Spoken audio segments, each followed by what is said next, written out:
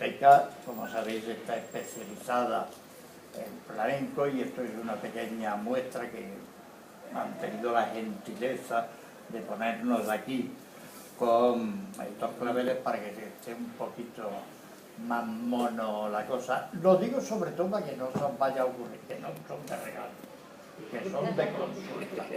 Vaya que desaparezca.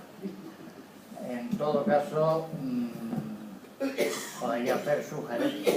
Ahora he estado hablando con Ismael que van a adquirir algunos volúmenes nuevos, algunos libros nuevos, y si alguno tenéis alguna sugerencia de algún libro, algunos discos, compact vídeos que os interese, decidlo a ver si tenemos la oportunidad de adquirirlo e incluirlo en el archivo.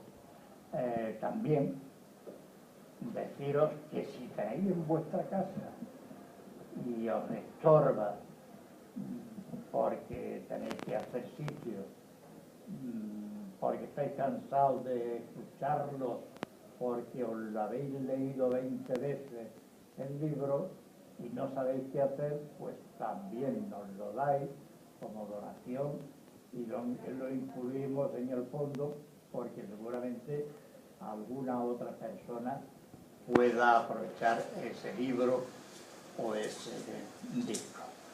Y tras esta introducción explicativa publicitaria, les voy a pasar la palabra en primer lugar al presidente de la Coordinadora de Entidades Flamencas y Andaluzas de Cornellá, el amigo Manuel Alcántara. Muy bien,